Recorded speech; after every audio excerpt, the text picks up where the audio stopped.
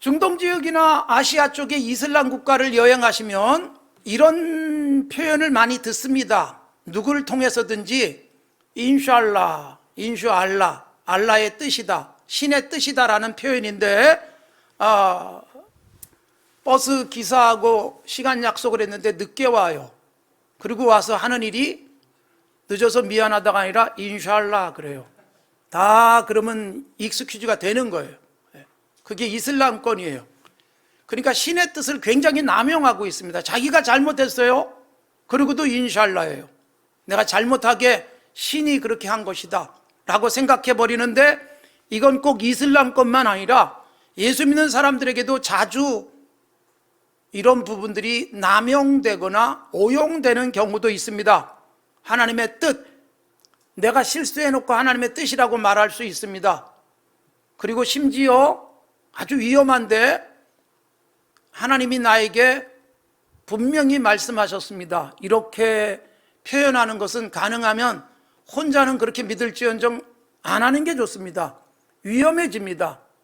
하나님이 나를 깨닫게 하셨다든가 뭐 이 정도면 적절한 수준이다 라고 생각되어집니다. 그리고 하나님의 분명한 뜻이니까 이거 해야 돼. 그런데 일이 망쳐지는 경우도 있잖아요. 그러면 하나님의 뜻이 망가진 걸까요? 여러분 정말 조심하셔야 되는 부분이에요. 하나님의 뜻에 대해서 아무렇게나 연결시키고 내가 응답받았다, 하나님의 뜻이다, 뭐 이런 것들 남용하지 않도록 조심하십시오. 하나님의 뜻은 분명히 있는데 내가 실수해서 뜻을 거스리는 경우가 있어요. 이걸 하나님이 잘 만져서 결국 하나님의 뜻이 이루어지게 하는 것이 다음 주에 살피게 될 섭리입니다. 오늘 뜻을 살피고 다음 주에 섭리예요. 뜻대로 일하시는 하나님, 뜻을 반드시 성취시키는 하나님입니다. 우리가 종종 하나님의 뜻을 모르겠어요 이렇게 표현하기도 하고, 또는 이것이 하나님의 뜻이다라고 확신하기도 합니다. 그런데 저도 그런 경우가 있어요. 하나님 도대체 왜 이러시는 것입니까? 하나님 너무하십니다. 원망스럽게 표현하는 경우도 있어요. 충분히 힘든데 거기다 더 힘들게 되는 일을 겪는 분들을 보면 너무 속상하고 안타까워서 하나님 왜 이러시죠? 막 이럴 때가 있어요. 그런데 여러분, 결국은 결론부터 말씀드리면 하나님의 모든 뜻은 선합니다. 인간들이 그 뜻을 오해하거나 또는 우리의 실수 때문에 뜻을 거스릴 수 있어요. 그러나 결국은 하나님의 백성들에게 그 선하신 뜻이 유용하게 그리고 적절하게 펼쳐지도록 하시는 하나님, 그래서 예수 믿는 우리가 결국은 최종적 승리하게 하시는 하나님을 우리가 오늘 살펴보도록 하겠습니다. 자, 여러분, 예수님께서 우리에게 기도를 가르쳐 주셨죠? 그 기도 줄줄 외고 있습니다. 너희는 이렇게 기도하라. 마태복음 6장 9절 이하의 말씀. 하늘에 계신 우리 아버지여 이름이 거룩히 여김을 받으시오며 나라가 임하시오며, 그 다음 뭐예요? 뜻이 하늘에서 이루어진 것처럼 땅에서도 이루어지이다. 그렇게 기도하라고 하셨어요. 여러분, 하나님의 뜻이 이루어지는 것, 이루어지는 공간이 하나님 나라예요. 하나님의 완벽한 통치예요. 그러면 하늘에서 이루어졌다. 꼭 저 하늘이 아니에요. 저 하늘에서는 하나님의 뜻대로 모든 게 움직이죠. 그런데 이 땅에서도 하나님의 뜻이 이루어지면 하나님 나라예요. 거기가 바로 하늘이에요. 우리가 이렇게 기도하는 거예요. 땅에서도 이루어지길 바랍니다. 하나님 뜻 잘 이루세요가 아니고, 내가 이 땅 살면서 내 욕심대로 살지 않고 하나님의 뜻대로 잘 순종해서 내가 살아가는 삶에서도 하나님의 뜻을 이루도록 노력하겠습니다라는 신앙 고백이어야 합니다. 그래서 하나님의 뜻, 우리가 평생 잘 이루도록, 그리고 뜻대로 살아가도록, 뜻에서 벗어나지 않도록 애쓰셔야 합니다. 하나님의 뜻을 이루기 위해서 온몸을 바쳤던 성경의 모델인 바울 사도가 있습니다. 바울 사도가 사도행전 18장에서 이렇게 선언하는 말씀이 나옵니다. 3차 전도여행, 그러니까 1차, 2차, 3차 전도여행의 마지막 부분, 굉장한 일을 많이 한 겁니다. 어마어마하게 하나님의 역사를 위해서 헌신한 바울 사도가 에베소에서 안디옥으로 이동하기 전에 에베소 교회 성도들과의 대화 속에 이런 말씀이 나옵니다. 에베소 교회 성도들은 바울 사도가 좀 더 우리 곁에 있으면 좋겠다 막 간청을 해요. 그러나 바울 사도는 떠나면서 말하기를 만일 하나님의 뜻이면 너희에게 돌아오리라. 그리고 배 타고 에베소를 떠났다 그렇게 되어 있어요. 무슨 말이에요? 내가 지금 떠나는 게 가장 적절하다. 너희들이 아무리 원해도 떠나야 된다. 이게 하나님이 원하시는 것이다. 확신을 갖고 있었어요. 직접적인 계시를 받을 때였기 때문에. 그러면서도 내가 다시 올게 약속한 게 아니라 하나님이 원하시면 난 돌아올 거야. 이렇게 약속을 하고 갑니다. 하나님의 뜻이 이루어지기를 원하는 것이지요. 사도행전 20장 27절에서는 밀레도라는 곳에서 에베소 교회 장로들과 만나서 대화를 하면서 내가 꺼리지 않고 하나님의 뜻을 여러분들에게 다 전했었습니다 라는 고백을 합니다. 하나님의 뜻은 남김없이 전달도 하고 뜻대로 살아가는 것이지요. 그리고 사도행전 20장 24절에 보면 내가 주님으로부터 받은 사명을 감당하는 데 있어서는 즉 주님의 뜻대로 모든 걸 감당하기 위해서는 생명도 아끼지 않는다 그렇게 고백을 해요. 왜 그런 고백을 했는가 하면 바울 사도가 3차 전도행을 마치고 예루살렘으로 갑니다. 그의 계획은 예루살렘에 갔다가 로마도 봐야 하리라. 로마에 가고 싶은 거예요.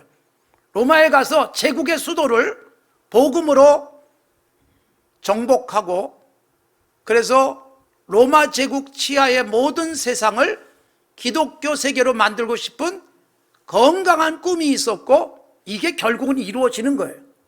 그래서 로마가 기독교를 공인하는 일로 300년 채 안 돼서 펼쳐지게 되거든요. 그런데 바울 사도가 예루살렘으로 가려고 하니까 많은 분들이 만류를 해요. 특히 성령 충만한 몇 사람들이 봤어요. 환상을 봤어요. 그래서 바울 사도에게 말려요. 당신이 예루살렘에 가면 붙잡히고 갇히고 고난을 겪습니다. 가지 마세요. 이거 정확한 겁니다. 그리고 실제로 예루살렘에 갔을 때 그렇게 됐어요. 그러니까 이들은 분명히 하나님이 보여준 환상을 받고 그렇게 계시를 받았어요. 그때는 그런 계시가 나타날 때니까. 그런데 뭘 몰랐는가 하면 그래도 가야 된다라는 하나님의 뜻은 몰랐던 거예요. 그래서 바울 사도는 뭐라고 답을 하는가? 내가 하나님의 뜻이라면 목숨도 아끼지 않는다. 가서 붙잡히는 것 걱정 안 해. 나는 그래도 가야 돼. 그러니까 바울 사도를 아끼는 사람들은 가서 묶일 것이고 갇힐 것이고 고난당하니까 가지 마세요. 그러나 바울 사도는 그 과정 끝에 로마까지 나는 갈 거야. 더 멀리까지 본 거죠. 이렇게 대화가 이루어지니까 사도행전 21장 14절 그들이 가지 말라고 붙들다가 이렇게 고백하고 끝납니다. 권함을 받지 아니하므로, 즉 가지 말라는 권함을 바울 사도가 받지 않으니까 우리가 주의 뜻대로 이루어지이다 하고 그쳤다. 그리고 보냈다라는 거예요. 굉장히 건강한 초대교회의 모습. 사역자는 주님의 뜻이라면 죽어도 간다. 사랑하는 사람들이 가지 마세요. 힘들어요. 그러다가 계속해서 가겠다고 주의 뜻대로 살겠다고 고백하는 바울 사도에게 주의 뜻이 이루어지기를 이렇게 축복한 거죠. 그러니까 여러분, 우리가 이 땅 살면서 주님의 뜻을 이루어가는 건강한 그리스도인이 되어야 합니다. 하나님이 우리를 통해서 하나님의 뜻을 이 땅에 펼치시고 계시기 때문에 제가 이 부분은 따로 한 챕터 말씀을 드릴 것입니다. 자, 우리가 여러분 하나님의 뜻 도대체 뭘까? 때로는 특별한 상황 속에서 하나님의 뜻이 뭐지? 이쪽일까 저쪽일까 이런 고민도 하지만 성경에 아주 선명한 하나님의 뜻들이 있어요. 그게 오늘 우리가 읽은 데살로니가전서 5장 16절, 17절, 18절 항상 뭐하라? 기뻐하라. 쉬지 말고 뭐하라? 기도하라. 범사에 감사하라. 이것은 너희를 향한 하나님의 뜻이다. 그리스도 예수 안에서 너희를 향한 하나님의 뜻. 그러니까 왜 이런 일이 생기지 고민하지 말라는 거예요. 하나님의 뜻이 뭐예요? 내가 원하지 않던 일이 생겼는데 기뻐해요. 나에게 엄청난 손해가 왔는데 감사해요. 생각지 못했던 질병이 찾아왔는데 찬송해요. 이게 하나님의 뜻이에요. 질병이나 손해가 하나님의 뜻은 아니에요. 그런데 그런 상황 속에서도 감사, 찬송, 기뻐하는 건 하나님의 뜻이에요. 이게 잘 안 되기 때문에 뭐라 할까요? 쉬지 않고 기도해요. 쉬지 않고 기도하면 우리가 생각지 못했던 문제 앞에서 흔들리지 않아요. 갑작스럽게 질병이 찾아왔는데 이걸 통해서 하나님이 내게 어떤 선물을 주시려고 할까? 막 기대가 되면서 기쁨이 있어요. 갑자기 손해가 생겼는데 하나님이 이 손해를 통해서 나에게 어떤 복을 주실까? 기대하면서 감사가 가능해요. 어떤 사람에게 늘 기도하며 살아가면, 늘 기도하면 하나님의 말씀을 묵상도 하게 되고, 그러면서 큰 틀의 하나님의 뜻은 우리가 알아요. 그래서 여러분 바른 선택을 해요. 이쪽일까 저쪽일까? 그럴 때 여러분 하나님이 분명하게 주신 뜻이 있어요. 이쪽으로 가면 이익이에요. 그런데 양심에 걸려요. 말씀과 달라요. 그럴 때 여러분 거절할 수 있고 불편한 길을 갈 수 있다면 하나님의 뜻을 이루는 삶이에요. 분명히 손해인데 찬송이 가능하고 감사가 가능한 상태는 내가 영적으로 건강할 때 가능한 것입니다. 보십시오. 정말로 기뻐할 수 없는데 기뻐하고 감사할 수 없을 때 감사하며 살았더니 가슴속에 굉장히 긍정적인 에너지도 살아나고 하나님이 나를 보시면서 기특하게 여기시고 우리의 어그러진 것들을 바로 펴서 결국은 유익되게 하시는 역사로 하나님이 그 뜻을 펼쳐 주십니다. 그러니까 우리는 내 뜻 계획이 성취된 것으로 인하여 감사할 것이 아니라 내 뜻은 조금 어그러져도 하나님의 뜻이 이루어지는 것을 감사하며 살아가는 삶이 우리가 가장 중요하게 여겨야 될 것이고, 그러기 위해서는 우리들이 분명한 하나님의 뜻, 이거 갖고 사시는 거예요. 그게 뭐예요? 항상 기뻐하고 범사에 감사하는 것. 예수님이 뜻을 분명히 말씀하신 것들이 나와요. 마태복음 7장 21절, 주여 주여 하는 자가 천국 들어가는 게 아니고 하나님의 뜻대로 행하는 자가 천국 들어간다. 어떤 의미일까요? 정말로 하나님의 뜻대로 기뻐하고 감사했더니 하나님 나라 들어가요. 쑥 들어가요. 여전히 문제가 있는데 어느새 나는 하나님 나라 들어와 있어요. 감사했더니, 기뻐했더니. 마태복음 12장 50절에서 예수님이 하늘에 계신 내 아버지의 뜻대로 하는 자는 내 형제, 자매, 내 어머니다. 이거 어떤 의미일까요? 정말로 아버지 뜻대로, 하나님 뜻대로 감사하고 기뻐했더니 사람들이 볼 때, 야, 예수님 같아. 예수님의 형제요, 자매요, 어머니 같은 모습을 드러내는 거예요. 이게 하나님이 우리에게 요구하시는 거예요. 그래서 하나님의 분명한 뜻들이 있어요. 우리가 세상 살면서 이런 생각이 들어요. 정말 나쁜 사람을 만났을 때 저런 사람은 반드시 망해야 돼, 막 이런 생각이 들 수 있잖아요. 이게 정의 개념이에요. 하나님이 우리에게 정의를 주셔서. 그런데 이 구약 성경에 많이 강조되지만 에스겔 18장 23절에 보면 하나님 이렇게 말씀하세요. 내가 어찌 악인이 죽는 것을 조금이들 기뻐하랴. 나의 뜻은 그가 돌이켜 선해져서 사는 것을 기뻐한다. 하나님의 뜻은 뭐예요? 악인이 망하는 게 아니에요. 악한 사람도 변화돼서 선하리라면서 살아나는 것을 기뻐하세요.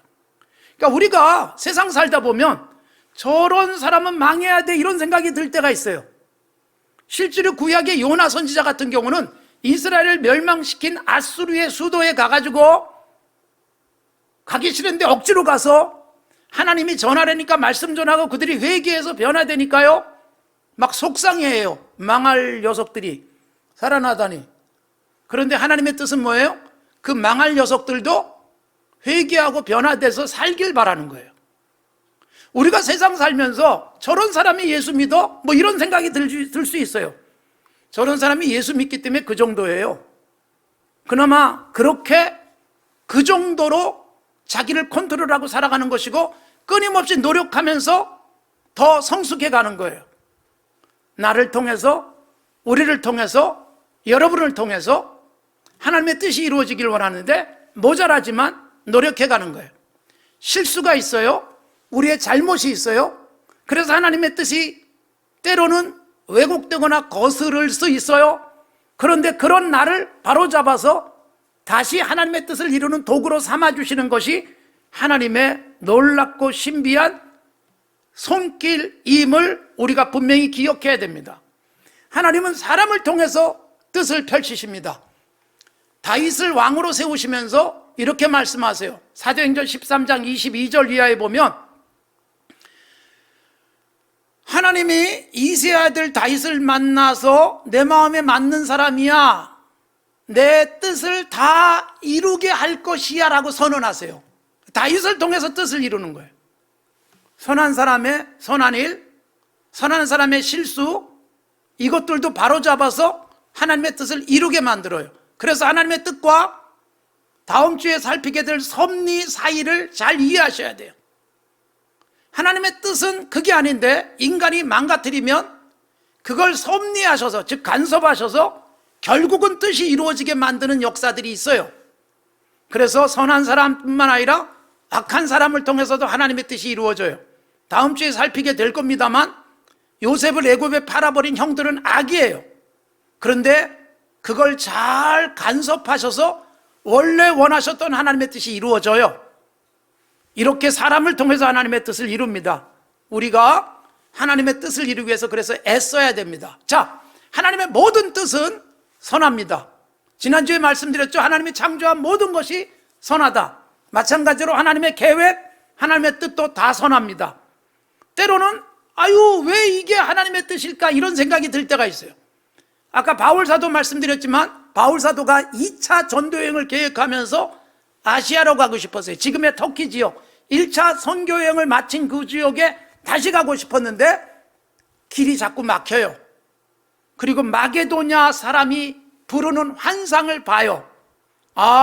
주님은 마게도니아로 가라고 하시는구나. 그래서 그 뜻을 순종해서 마게도냐로 가서 첫 성 빌립보에 갑니다. 자, 그러면 길이 쫙 열려야 되잖아요. 그런데 빌립보에 갔는데 복음을 받아들이는 사람이 있는가 하면 그를 매우 때리고 감옥에 가두는 일도 생겨나요. 아니, 하나님이 여기 오라고 해서 왔는데 왜 이런 불편하고 힘든 일이 생길까요? 고민하지 않아요. 오히려 바울사도는 찬송해요. 기도해요. 그리고 놀랍게도 감옥이 열리면서 감옥을 지키던 간수와 그의 가족들이 구원을 받아요. 하나님의 선한 뜻이 보여요. 뭐냐? 내가 비록 감옥에 갇히는 손해를 봤지만, 그래서 굉장히 힘들고 불편했지만 그 덕에 생각도 못했던 사람들이 예수님을 영접해요. 하나님의 뜻이 이루어지는 거예요. 결국은 여러분, 하나님의 뜻은 선한데 뜻을 이뤄가는 우리들이 살아가면서는 불편한 길을 갈 수 있어요. 아까 말씀드렸지만 선택 불편해요.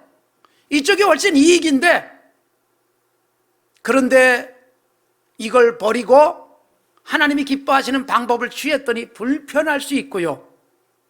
이익이 줄어들 수 있어요. 그런데 내 마음은 기뻐요. 내 마음엔 감사가 가득해요. 야, 내가 전에는 못했는데 이익이 덜 나는 쪽을 선택하다니 내가 봐도 기특해요. 그러면서 감사해요. 이게 하나님의 선한 뜻이 이루어지는 과정이에요. 하나님의 모든 뜻은 선합니다. 그러므로 여러분, 우리도 선한 의도를 가지고 사셔야 돼요. 우리가 결과가 어떤가 보다 더 중요한 게 뭘까요? 동기예요, 동기. 왜 그 일을 했는가? 예수님이 이 땅에 계시는 동안에 안식일에 병든 자를 고치세요. 비난하는 사람들이 있었어요. 예수님이 당시로서는 혁명적 말씀을 하세요. 안식일이 사람을 위해서 존재하는 거지 사람이 안식일을 위해서 존재하지 않는다. 당시로서는 굉장히 혁명적이에요. 무슨 뜻이냐? 율법은 사람을 위해서 있는 거야. 사람이 율법을 위해서 있는 게 아니야. 2000년 전에 주님이 주신 말씀, 지금은 여러분 우리가 이해가 돼요. 법이 사람을 위해서 있지 사람이 법을 위해서 있지 않습니다. 이거는 여러분 인간 존중의 세상 속에 누구나 알 수 있는 거예요. 2000년 전엔 굉장히 이해가 안 됐던 거예요. 예수님이 이 말씀을 하세요. 율법은 사람을 위해서 존재한다. 안식일이 사람을 위해서 존재한다. 그래서 율법이 갖고 있는 선한 의도, 취지, 이걸 가르쳤어요.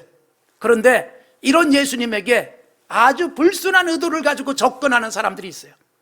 예수님에게 고상한 질문을 하는데 질문의 의도가 뭐예요? 말 한마디만 실수해봐라. 고소해버릴 거야. 의도가 악하잖아요.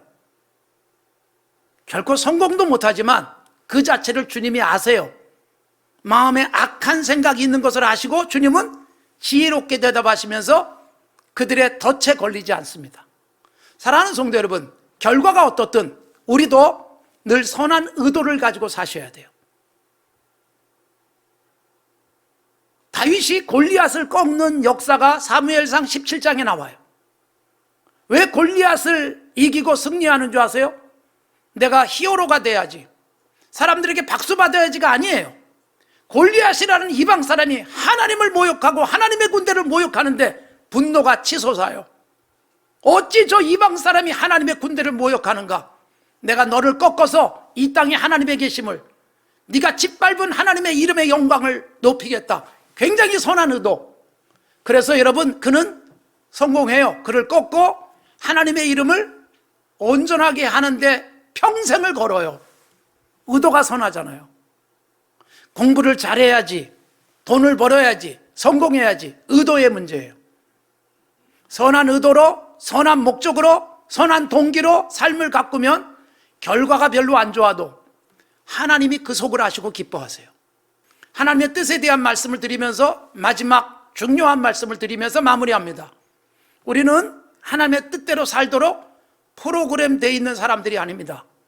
하나님이 천지를 창조하시고 인간에게 중요한 뜻을 주세요. 굉장히 좋은 에덴 동산에 살게 하시면서 한 가지만 하지 마. 선악을 알게 하는 나무의 열매는 먹지 마. 그러나 마음대로 먹어, 다른 것은. 그래서 그게 창세기 2장 16절 17절 임의로 먹어라.